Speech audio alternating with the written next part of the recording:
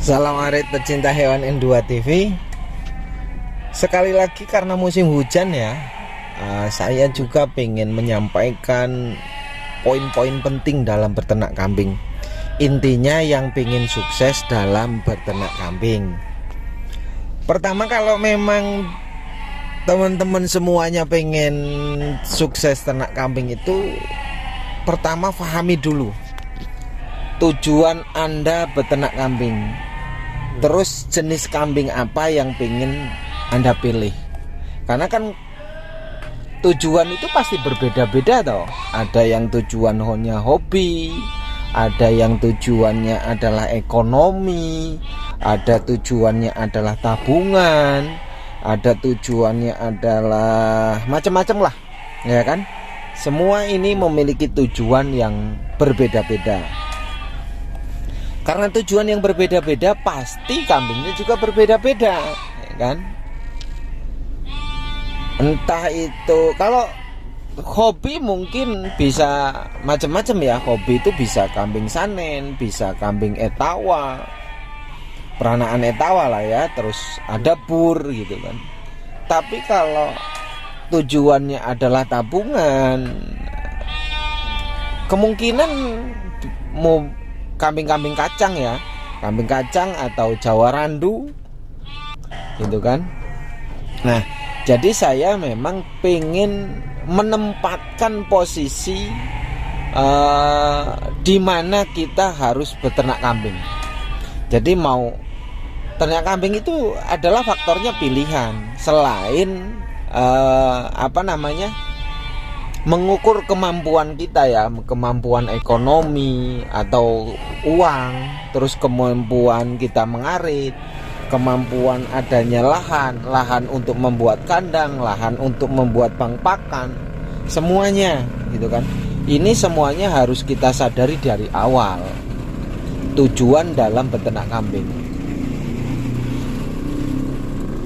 termasuk tujuan ternak kambing itu selain jenis kambing ya, kita juga tahu arah beternak kambing, mau breeding atau penggemukan gitu kan.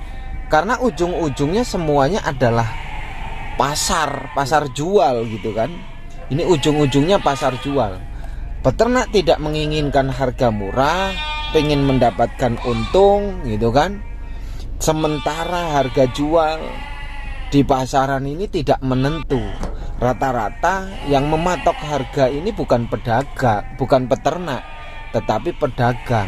Sementara peternak ini acuannya bingung, rata-rata bingung, hanya jual kambing itu berdasarkan perkiraan.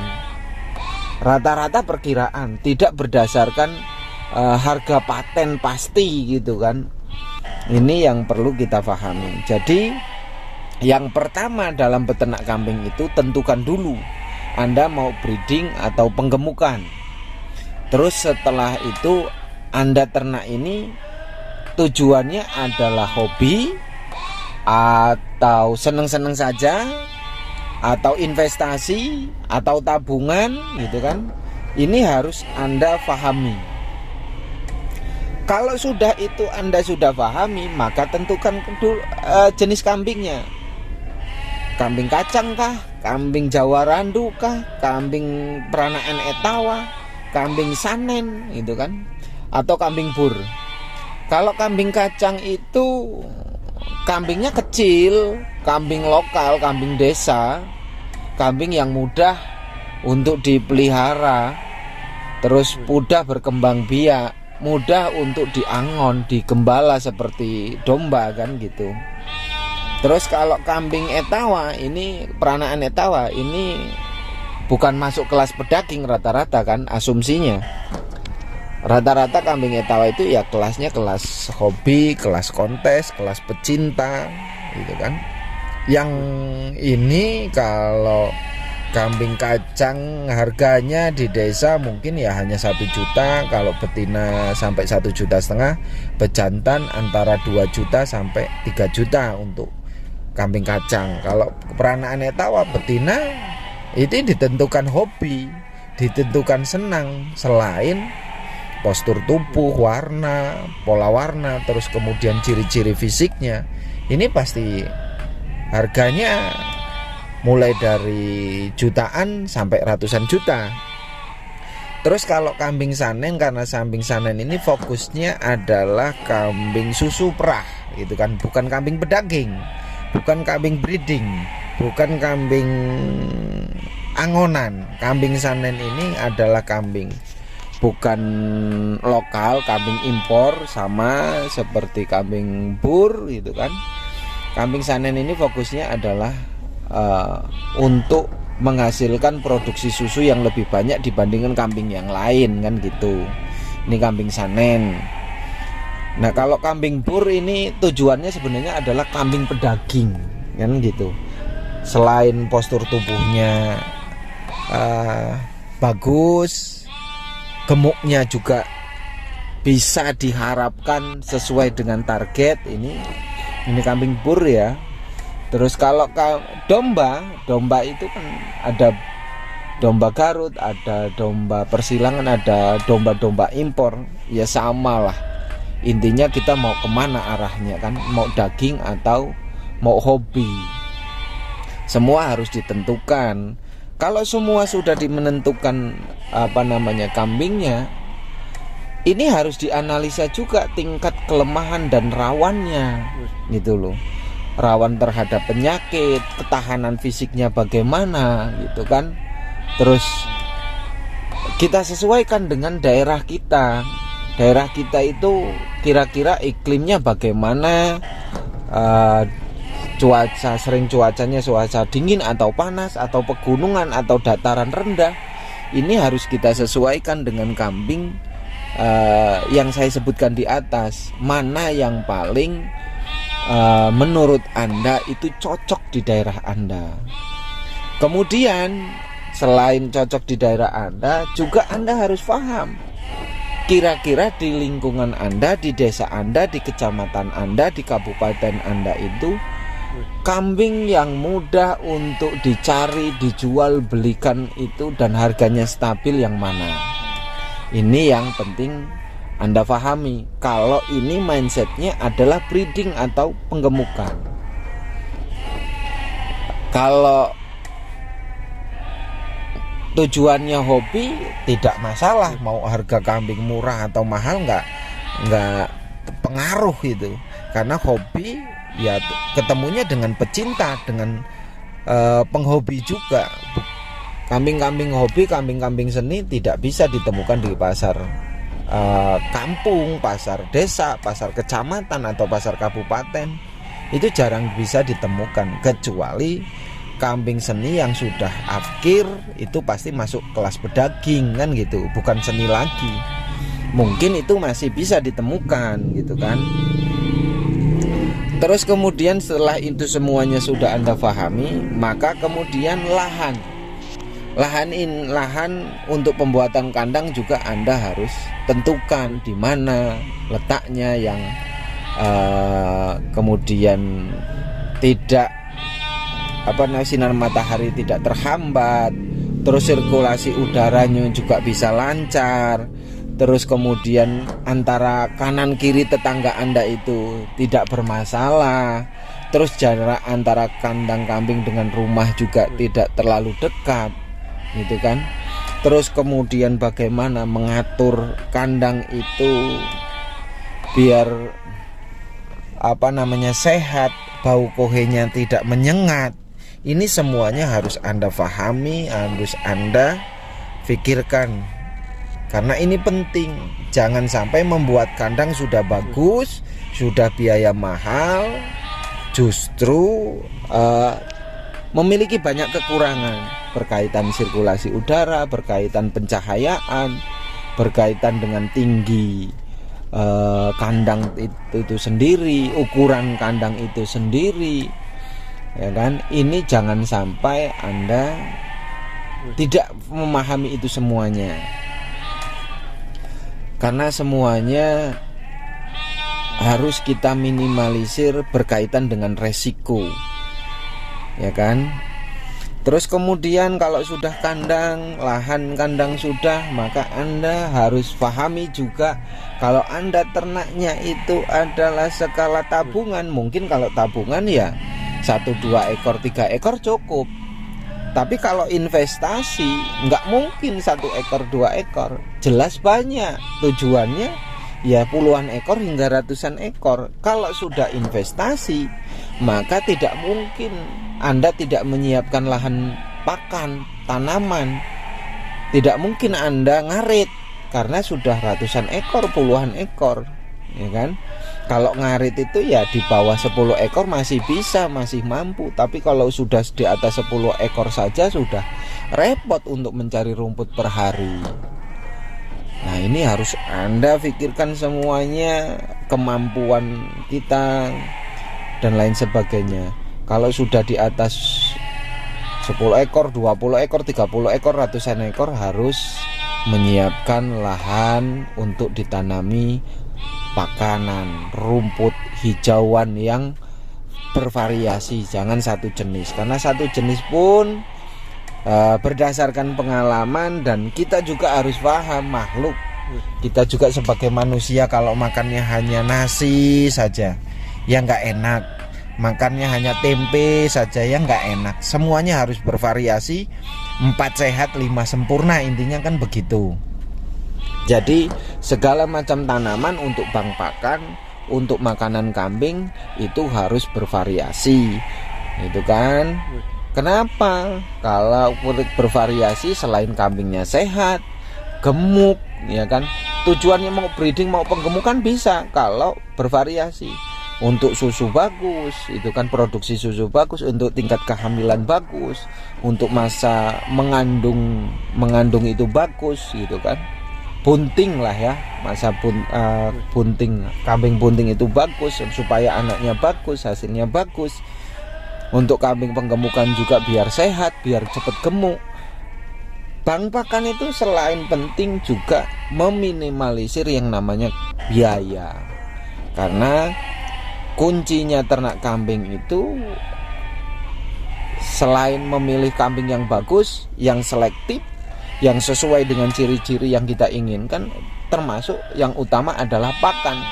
Kalau pakan salah memanajemen pakan, kita pasti akan mengalami pembengkakan. Belum saja mungkin tidak rugi, ya kan, tidak rugi masalah pembengkakan pakan, tetapi mungkin tidak untung ketika dijual, dihitung hasil akhir, gitu kan. Ini harus kita pahami. Terus kemudian berkaitan kandang sudah, pakan itu, memberian pakan juga harus tertib ya, teratur. 1 hari bisa 3 kali sampai 4 kali, pagi, siang, sore, dan malam gitu.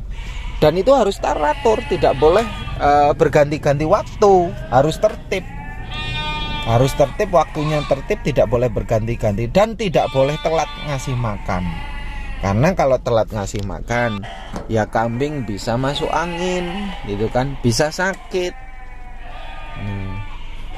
Ini pentingnya. Termasuk juga jangan kita terobsesi ngasih makan kambing yang banyak tapi tidak mencukupi nutrisinya. Ini kan bahaya, kan. Kita itu harus ternak, harus bisa mencukupi nutrisi yang ada, yang dibutuhkan oleh kambing. Maka dari itu kalau bank pakan ya harus variasi, ya kan. Ada daun singkong, ada johar, ada odot, ada indigo vera, mungkin ada yang lain yang potensi tumbuhan-tumbuhan itu di lingkungan Anda itu adalah. Jangan mengadakan sesuatu yang tidak ada. Ini akan repot, akan menyusahkan kita sendiri. Gunakan pakan alternatif yang ada di lingkungan Anda. Gunakan hijauan-hijauan yang ada di lingkungan Anda. Entah rumput, entah ramban, silahkan. Ini penting.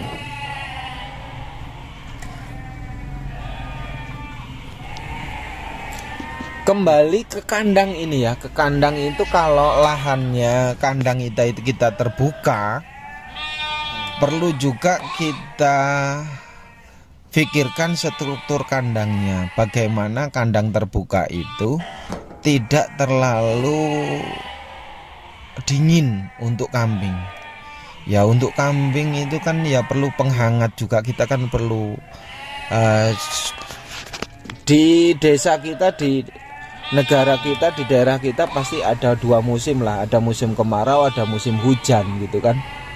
Nah ini kan penting, di saat kemarau dia tidak kepanasan, maka kandang itu harus tinggi ya kan. Di saat musim angin hujan itu hawa dinginnya tidak terlalu masuk menusuk, karena ke kambing kedinginan itu juga bisa bermasalah, sakit, bisa lumpuh, bisa demam.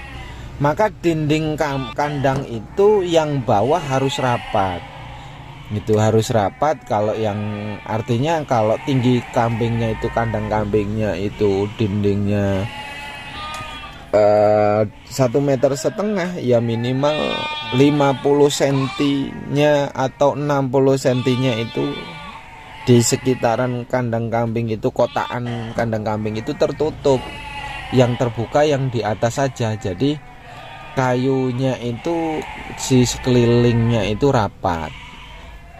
Ini penting untuk jadi penghangat.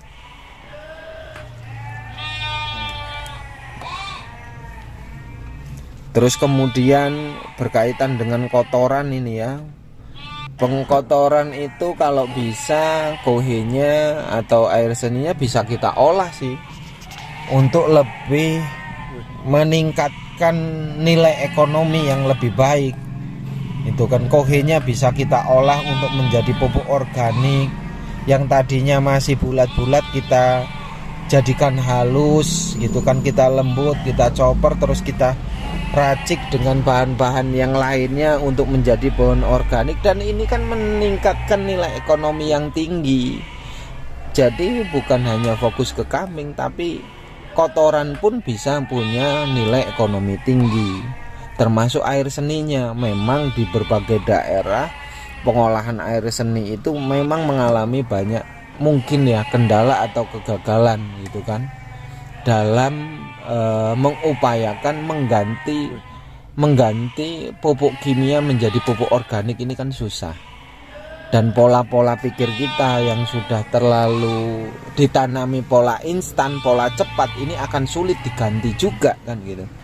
Tetapi kalau tidak berangkat dari diri kita, mau berangkat dari siapa lagi kan gitu. Kalau memang orang lain tidak butuh, ya untuk lahan kita sendirilah ya. Kalau punya kita lahannya cukup, bang pakan cukup, kita tabur pupuk itu di lahan kita, di lahan bang pakan.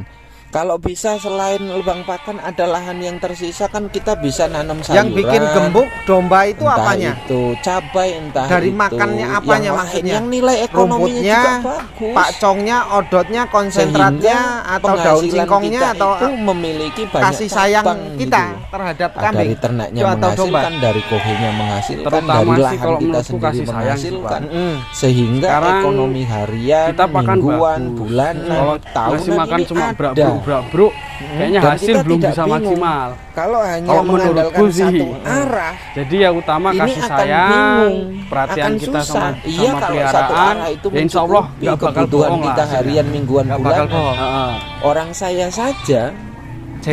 pengalaman secara Enggak pribadi kalau jengkel saya, Pak. Lelah ya. dua Dibikin cabang asik, aja masih warpol kurang, lelah, cabang asik lah usaha pokoknya, Pak. kan. 1 Masih tahun ini kurang. belum ada hasil lah Masih hitungannya ya. kerasa. Ya masih kembali pakan Pak 1 tahun ini. Masih banyak Dihitung yang harus jumlah ditutupi. kos pakan 1 tahun habis berapa Nah, ini juta? semuanya harus kita 1 pikirkan. tahun Jadi kurang ternak lebih kambing bisa 8 berbagai juta lah macam nih, Pak. segmen. 1 tahun. Itu Kambing, pakan ternak serba kambing beli. bisa kambing pedagang, Ya semoga bisa tahun ke kambing depan cuma keriting, bisa ngabisin kambing susu, 3-4 bisa kambing juta seni. 1 tahun. 1 Arahnya tahun kita target ke harus depan. tahu, tujuannya harus tahu. Terus kemudian kohenya juga bisa Babon 50 bermanfaat ya. Indukan di lahan 50 ekor. pertanian kita, di 8 lahan juta bang pakan 1 kita. tahun. Ya itu Kita serba bisa beli nanam lah. sayuran, Serba beli. bisa nanam cabai, Apalagi bisa di sini pakan yang nilai serba murah aja ekonominya masih tekor ya. cukup. Dan kalau di sangat Jawa itu menjanjikan. kayaknya 8 juta Gitu kan. 1 tahun mustahil Nah loh. ini berkaitan memilih Kalau kambing berapa? bibit ya. Kalau kambing kayaknya Untuk nggak nyampe bibit. sih Pak. Nggak nyampe. Pertama, Ini aja bibit indukan. makan bisa sambil. Bibit indukan itu Ya, kalau kalau domba beli kan cenderung indukan yang rakus masih- makan. Ya. pokoknya yang Beda dengan usianya kambing. di atas Kambing 1 walaupun tahun banyak makannya, dan porsinya 1 lebih tahun 2 kali setengah, lipat 1 tahun ini. sampai 1 Lipat tahun ini. setengah. Kalau kenapa Bang umurnya pakan harus kayak gini segitu? efektif nggak? Ini cuma Kalau buat satu umbaran Pak, setelah- jarang setengah diarit juga tahun sih. itu kan Jarang diarit. Jarang Rumput diarit. kayak untuk gini indukan Sebenarnya doyan. kandungannya sudah Cuma kuat. Ketika buat umbaran, nanti hamil, paling kalau nanti udah mulai nggak hujan, tarik dulu kita kan bersih. berharap tidak lahir buat umbaran prematur lagi. atau keguguran. Bagus diumbar Karena atau kuat. Biasanya kalau yang sering keguguran itu biasanya usia 8 bulan sudah dipaksakan untuk kawin, untuk dipaksakan untuk hamil, ini bermasalah di kandungan. Nah, untuk kita kalau yang punya dere atau doro yang siap kawin ya sebaiknya jangan di usia 8 bulan dikawinkan, di atas 1 tahun. Bagusnya 1,5 tahun biar anaknya bagus, terus kemudian kandungannya bagus, dan ketika nanti cepetnya lahir itu pertumbuhannya bagus, susunya bagus, indukannya bagus, karena bisa mengolah semuanya gitu kan, mengolah makanan menjadi nutrisi, terus menyalurkan sampai menjadi susu yang berkualitas, anaknya juga berkualitas, cepat besar dan tahan terhadap penyakit, tidak rentan terhadap penyakit, tidak mudah stroke, tidak mudah mati, tidak mudah, karena kan kita yang namanya penyakit cempe itu banyak sekali, karena kedinginan bisa dia jadi sakit, susunya bermasalah, kurang sehat, kandungannya kurang, dia akan menjadi lemas atau pertumbuhannya kurang cepat gitu. Ini semuanya harus kita pahami. Terus kalau pilih pejantan, ya kalau pilih indukan ya susu indukannya itu harus benar-benar, putingnya itu harus benar simetris lah ya, rata, bagus gitu. Kalau punya kantong ya kantongnya yang benar-benar punya kantong gitu, jangan yang kepet atau nggak punya sama sekali gitu kan ya. Terus kemudian ya tidak terlalu gemuk, tidak terlalu kurus lah ya, yang biasa saja nggak apa-apa. Terus kakinya lurus gitu kan, intinya. Terus tinggi, badannya tinggi, kakinya itu kan terus panjang juga gitu kan. Terus kambingnya tidak liar ya, jinak kan gitu. Terus kemudian dari wajah perlu kita lihat, dari bulu kita lihat, kita bisa perkirakan kambing ini bagus untuk turunan atau tidak gitu kan, dari posturnya, dari bulunya, dari perawakannya, dari wajah, dari telinga, dari semuanya bisa kita lihat kok ganteng dan tidak ganteng gitu kan. Ini mudah cepat gemuk atau tidak kelihatan, dari semua ciri-ciri pasti kelihatan. Bagi kita semuanya lah, semua akan lebih paham. Terus kemudian kalau kambing betina itu minta kawin ya kurang lebih sekitar pasca melahirkan itu bisa sampai 1,5 bulan lah. 1,5 bulan berarti sekitar 45 harian dia udah mulai minta kawin lagi kan gitu. Kalau kambing itu rata-rata hamilnya mau etawa, mau bur, mau sanen sebenarnya sama, 5 bulanan lah atau 150 hari, itu kurang lebihnya segitu gitu kan. Kalau kambing minta kawin ya ciri-cirinya banyak, mulai ekornya bergoyang, terus nafsu makannya menurun gitu kan, terus dia sering bengok-bengok gitu kan, terus kemaluannya memerah, bengkak, terus mengeluarkan lendir, itu bisa saja kelihatan kok, semua ciri-ciri itu bisa kelihatan. Untuk kambing pejantan, untuk penggemukan yang juga harus kita harus paham juga, milih pejantan penggemukan harus yang kakinya kokoh, lurus, kuat, besar gitu kan, bulunya bagus, perawaannya bagus, usianya juga masih muda, jangan usia tua. Karena kan kambing itu kalau untuk penggemukan kenapa harus dipilih di usia 8 sampai 1,5 tahun, itu kan masa-masa dimana pertumbuhannya itu memang lagi aktifnya gitu kan. Kalau sudah di atas 1,5 tahun itu kan mulai melambat, dia makan tetap banyak tapi dagingnya, pertumbuhan dagingnya sudah mulai melambat, pertumbuhan tulangnya ya melambat, semua melambat. Tapi mulai dari 8 sampai 10 bulan, 1,5 tahun itu masih bagus untuk kambing penggemukan. Nah, berkaitan dengan pasar jual gitu kan, ini selalu menjadi masalah momok buat kita semuanya peternak ya. Ya kalau kita nggak kalau bisa jual online. Terus kalau bisa kita buka warung sate atau kita distribusi ke warung-warung. Kita belajarlah jadi peternak dan juga pedagang gitu. Bisa mensuplai, belajar gitu kan.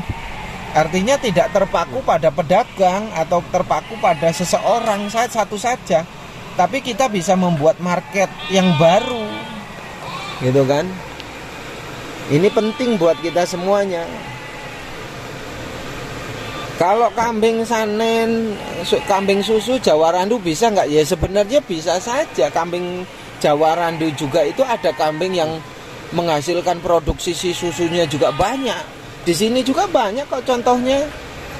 Kambing bukan hanya Jawa Randu, Etawa juga ada, sanen juga ya ada, tapi yang fokus ke susu itu sanen, gitu kan. Tetapi kalau bisa semuanya dilakukan, kenapa harus kita nggak kelola, kita ambil peluang itu semuanya. Terus selanjutnya berkaitan peluang usaha lain yang selalu jual beli susu, daging, anakan, reproduksi juga kan kita bisa jual yang namanya pakan, itu kan, bibit rumput, jual pakan racikan. Kalau kita sudah mahir, sudah ahli meracik pakan, membuat komposisi sendiri untuk ternak kita, iya kita rahasiakan untuk menjadi market kita, untuk kita jual. Kalau orang pengen mencontoh ya beli aja produk kita kan gitu. Nah ini semuanya bisa menjadi peluang bagi kita semuanya. Terus kemudian kita bisa belajar menjadi orang yang sukses di kemudian hari. Dan harus sadar mulai saat ini, kita akan sukses, kita ingin sukses, kita tujuannya sukses. Ini harus kita pahami, harus kita sadari sejak awal. Ternak kambing itu kalau bisa semuanya, ya sampingan, ya tabungan, ya ekonomi, ya hobi, semua kita jadikan menjadi satu, kita rangkum, kita racik menjadi kesuksesan yang besar yang kita harapkan, yang kita inginkan bagi diri kita untuk ekonomi keluarga. Oke, begitu. Salam arit. Assalamualaikum warahmatullahi wabarakatuh.